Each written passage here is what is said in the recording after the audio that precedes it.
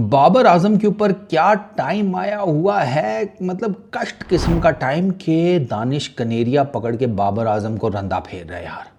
दानिश कनेरिया मतलब ये तो वही बात हो गई कि दुनिया जहान का शराबी कबाबी गुनाहगार किस्म का बंदा हज पर जाकर शैतान को खींच खींच के कंकरियां मार रहा है और शैतान बैठा सोच रहा है भैंस की आंख मेरा फोटो स्टेट है, तू फोटो कॉपियर हो अगर इंसानों का तो मैं और तू बराबर हैं और तू मुझे मार रहा है। ये वो वाला चक्कर है। अब दानिश कनेरिया बातें क्या कर रहा है? दानिश कनेरिया की बातें वही हैं जो सारा समाज कर रहा है। वो कौन सी अनोखी जिसे कहते हैं ऊपर से कुछ वरदान लेकर उतरा है, वो यही बात कर रहा है। कहता है कि भैया बाबर आजम वैसे रन्स नहीं करता, ठीक है, रन्स करे तो जिम्बाब्वे और छोटी टीमों के अगेंस्ट करता है ज़्यादातर। बड़ी टीम्स में से किसी के अगेंस्ट अगर गलती से वो रन्स कर ले तो उसमें इंटेंट नहीं नज़र आती। तो बाबर आजम की कुछ समझ नहीं आ रही। वो उसको लग रहा है दानिश कनेरिया को कि बाबर आजम जो है ना वो इतना है नहीं जितनी उसकी फूक बनी हुई है। प्लस ही सेड के इन लोगों ने जो टीम सेलेक्ट की थी चैंपियंस ट्रॉफी के लिए, वो टीम ही देखकर पता लग रहा था कि ये लंबा नहीं चल पाएंगे। बेसिकली इंग्लैंड और पाकिस्तान ने एक ही गलती की है। इंग्लैंड की टीम देखें ना और पाकिस्तान की टीम देखें तो आपको समझ आ जाएगी कि they rely too much on pace. अच्छा, इंग्लैंड का फिर भी रिलाई करना मुझे समझ में आता था। उनके पास दो ऐसे बॉलर थे जो रेगुलर 150 मारने वाले हैं, आर्चर और वुड।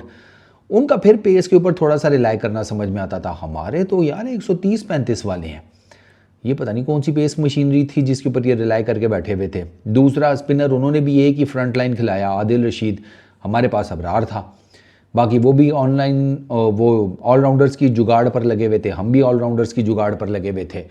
तो हम भी बाहर हो गए, वो भी बाहर हो गए। ये अब आप देखें ना कितना मेजर डिफरेंस है।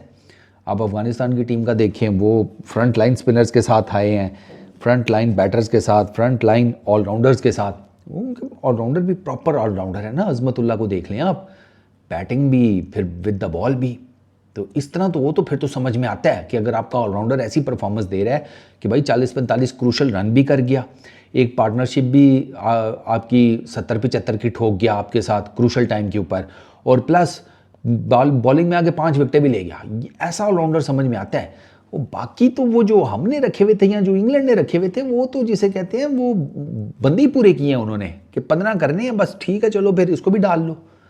ये हमने और उन्होंने वही काम किया, तो इसी वजह से हम दोनों बाहर हो गए। Simple is that. इसके अलावा अच्छा, दानिश कनेरिया ने एक और भी बात कही है कि वो क्या नाम है उसका, फ़खर जमान, वो कहता है फ़खर जमान को कप्तान बनाओ, रिजवान की कप्तानी में कोई दम नहीं है। वो अटैकिंग माइंडसेट का जिसे कहते हैं फ़खर जमान प्लेयर है, तो आप उसे बनाएं। तो वो अब अपनी बातें कर रहे हैं बाबर आजम से रिलेटेड ना। यार बाबर आजम को ना मेरा एक मशवरा है,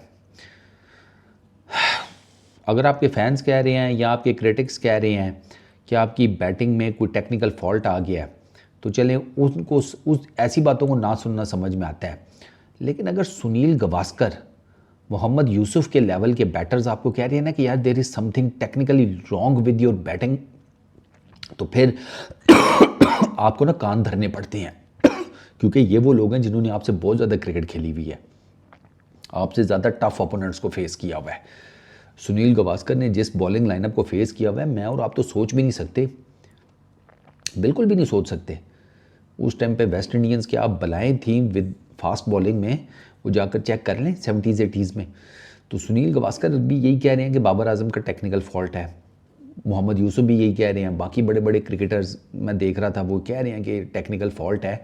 तो यार उसको रेक्टिफाई करो, थोड़ा ऑफ लो, नेशनल साइड से जाओ, किसी फॉरेन कोच के साथ काम करो, इंग्लैंड चले जाओ, ऑस्ट्रेलिया चले जाओ, इतनी एकेडमीज़ हैं, जाओ जाकर अपना ये टेक्निकल फॉल्ट दूर करके वापस आओ, ताकि जो आपके पास कोई 3-4-5 साल की क्रिकेट रह गई है वो तो अच्छे तरीके से खेलो। मतलब ये जलालत सहने की क्या ज़रूरत है यार। बाकी आगे आपकी मर्ज़ी है सर, मैं तो आपको मशवरा ही दे सकता हूँ, मेरे ख्याल में इससे जेन्युइन मशवरा कोई नहीं है। और अभी आप खेल के भी तो जलील ही हो रहे हो, तो थोड़ा सा टाइम ऑफ ले लो, लोगों की ज़रा नज़रों से भी दूर हो जाओगे।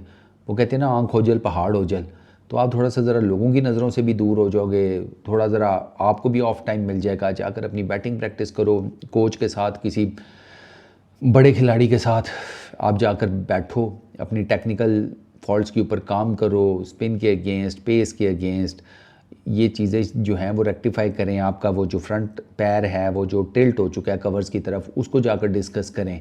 पहले वो मोस्टली टूवर्ड्स बैक ये कवर पॉइंट की तरफ होता था, या थोड़ा सा वोर पॉइंट की तरफ कर लो। अब वो कवर्स की तरफ आपका जो सीधा पैर है वो फेस कर रहा होता है जब आप बैटिंग कर रहे होते हैं। आपका स्ट्रेट फॉरवर्डली आई फील कि आप उस तरीके से अपराइट पोजीशन में नहीं है जिस पोजीशन में एक बैटर को होना चाहिए। मतलब बैटर जो होता है ना, नेचुरली हाइटेड है, वो एक अलहदा चीज़ है, लेकिन अगर वो शॉर्ट हाइटेड है तो उसका इतना जो उसका बॉडी पॉस्चर है ना, वो इतना अपफ्रंट होना चाहिए कि वो बॉल को ना एक हाइट से देखे। आप समझ रहे हैं ना, शॉर्ट ऑफ लेंथ गेंद को या जो भी है उसको एक हाइट से देखे, ताकि उसको ना आइडिया हो जाए बाउंस का, पेस का, ईच एंड एवरीथिंग। तो बाबर आजम का वो भी मुझे जिसे कहते हैं हिला हुआ नज़र आ रहा है। तो आई रियली होप कि बाबर आजम इन चीज़ों के ऊपर काम करे यार। क्या ज़रूरत है बिला वजह में जलालत मुंह पर मलने की। मतलब ये तो हद ही होगी कि दानिश कनेरिया आपको उठ के ट्रोल कर रहा है, क्रिटिसाइज़ कर रहा है यार। इसके बाद तो ये मतलब ये वो लेवल है जलालत का भाई साहब कि जहाँ तक तो मेरी भी रीच नहीं है, तो फिर क्या फ़ायदा है कि नहीं। तो करो यार इसके ऊपर काम। बस इस वीडियो में इतनी। अपना बहुत ख्याल रखना, नेक्स्ट वीडियो में मुलाकात होगी। Peace out.